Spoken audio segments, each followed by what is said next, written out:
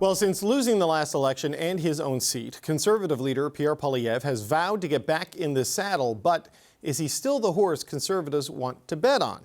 Some reports from the Calgary Stampede suggest there is some grumbling amongst party supporters. Brian Lilly writes in the Toronto Sun that the public reception for Poilievre at the Stampede was very different from what Conservatives were saying privately. Lilly writes there was bitterness, anger, a desire for change and outrage over how the general election campaign had gone. Rather than that anger being directed at those around Poilievre, this time it was aimed at him. And that wasn't the only story about the Conservative leader to come out of the Stampede. John Ivison wrote about chats he had with Conservatives that were, quote, ominous for Poilievre's fortunes. Ivison says that many people he spoke to in Calgary referred to Poilievre like yesterday's pancake breakfast. All of this comes as new numbers from Nanos suggest Poilievre is about 28 points behind Mark Carney for Canadians' preferred choice for Prime Minister. So, what does all of this mean for Poilievre's future as the Conservative leader? We're going to talk about that with the Power Panel. Jonathan Kalis was a Quebec advisor to former Prime Minister Justin Trudeau. And here with me in the studio, Tim Powers is a former strategist for Conservative parties, and Sherelle Evelyn is the managing editor of the Hill Times. All right, Tim, let's start with you. I mean, Brian Lilly, John Ivison, post-media columnists. Lilly in particular has a good sense of what is happening inside Conservative politics. This is not encouraging stuff if you're a Poilievre supporter to see this from writers like that. Yeah, not encouraging, but not entirely surprising, right? Even this happened after Stephen Harper lost in 2004 in a campaign. People thought he should win against Paul Martin. There was a lot of this in the summer of that year. So here we are again. I don't dismiss it. I believe it is actually happening. But to the degree that it could lead to something, that's probably the unanswered question at the moment. Look, if the leadership race were today, Pierre Poilievre, would win it handily.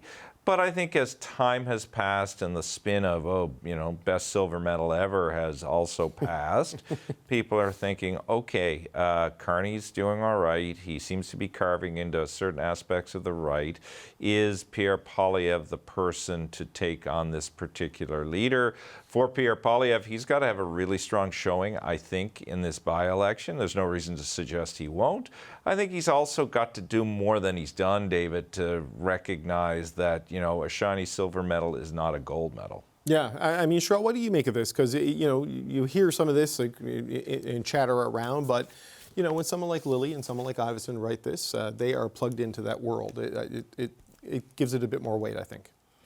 Yeah, it does. Of course, there's still going to be the detractors and the people who say, well, regardless of, the breadth of the rest of their work, they're going to say that these are now Liberal partisans just out to hurt Poilievre in any way, shape, or form. But the fact that they are out there, they are speaking to people on the ground, and they are being told this, and and everybody's kind of being told this, that people are having these conversations about, what type of leadership Pierre Poilievre needs to have going forward. What does the team around him need to look like? I think one of the really interesting things that came out of this reporting was the difficulty that they seem to be having in forming that team around him right now. Staffing up the office and those types of things, because people aren't necessarily sure if they're willing to completely hitch their wagon to him at this very moment. He doesn't have a seat in the House of Commons. He isn't out in front of the cameras every single day.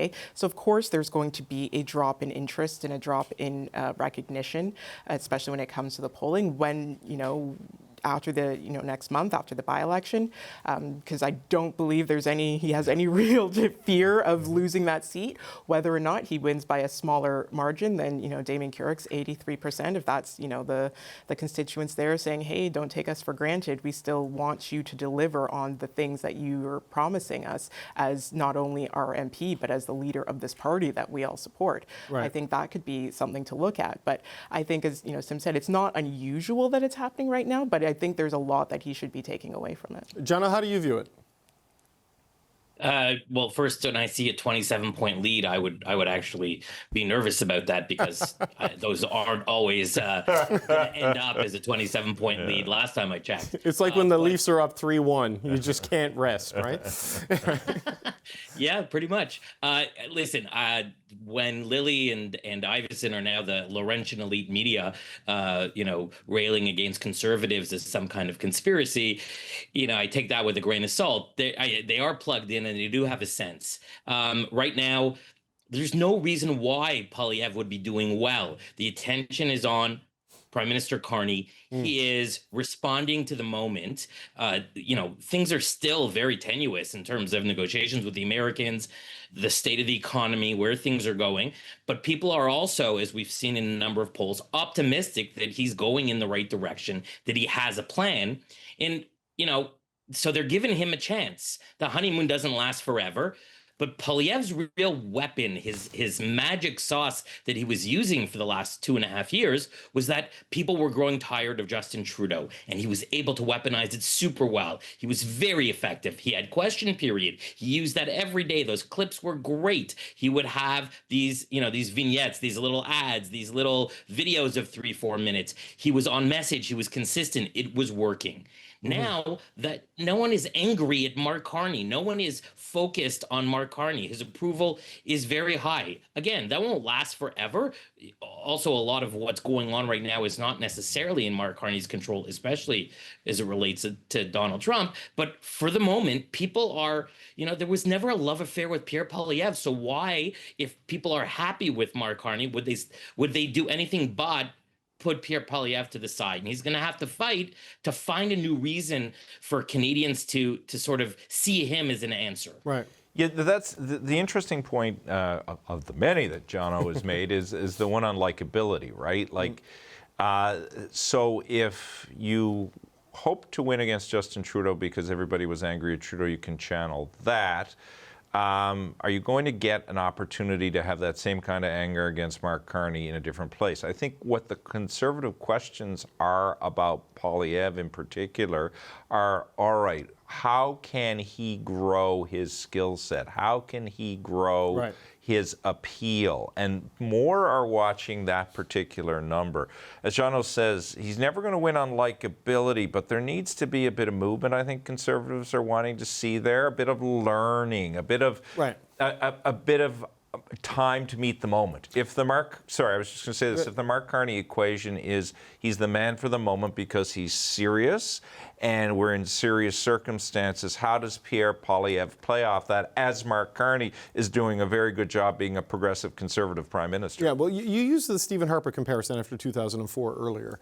And is it comparable, is what I wonder? Because, Mr. Harper at the time was in the process of putting Humpty Dumpty back together again, in terms of rebuilding the party. And at no point was he 20-plus points ahead of Paul Martin. You know what I mean? It was you have a shot at taking him out and fell short and then won it the next time round.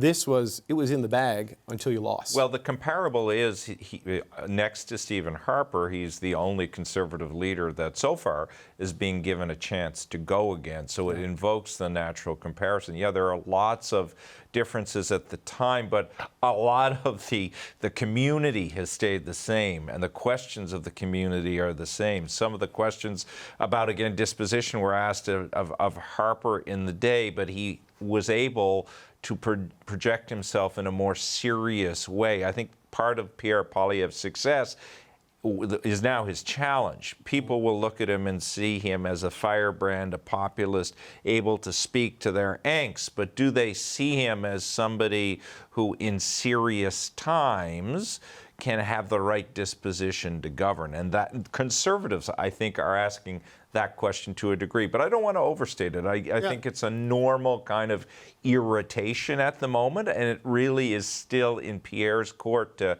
shape where this goes. Cheryl, one thing on this is shaping where it goes is what Pierre Poilievre was able to do as the opposition leader with a very kind of out-of-gas government every day that he set the agenda. This government's not out of gas anymore, whether you like their ideas or not. They are setting the agenda. The Prime Minister's office is.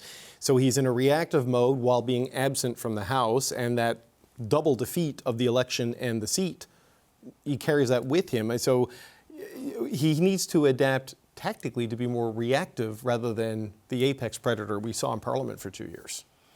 Yeah, I mean, to hear him tell it, as he told Rick Bell, he said that what Pierre Poilievre says he's hearing is that people are telling him, keep going, we like your ideas, we like the message.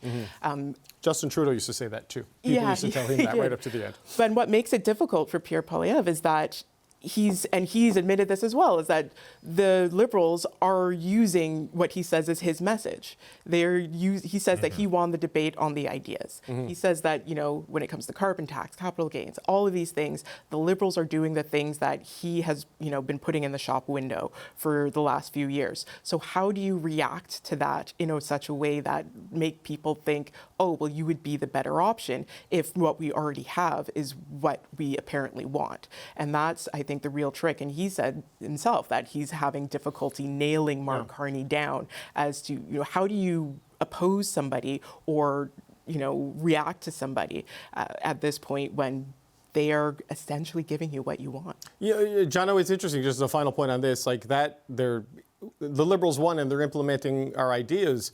That's what New Democrats have said election after election after election. And now we're hearing it from the Conservative Party of Canada on this, like claiming a moral victory while the leadership is still very much in question, if you believe Brian Lilley and John Ivison here. Moral victories or the silver medals, what does that get you? And look at the NDP. And the NDP, one of the questions from this election that the Conservatives walked away from was, how do we compensate for the fact that the NDP just crumbled and the Liberals surfed on that? Now, a lot of those NDP votes went to the Conservatives as well, certainly in Southwest Ontario. But overall, the weakening of the NDP helped the Liberals. How do they strategize to be able to counter that? Because based on what we're seeing right now, the NDP is not in any way, shape, or form on its way back. So, yes, there's an opening on the center left or on the left, but the party seems to be falling further to the left. And it doesn't even, the Conservatives at least have a leader and have a plan and have a lot of money in the bank. The NDP has none of any of those.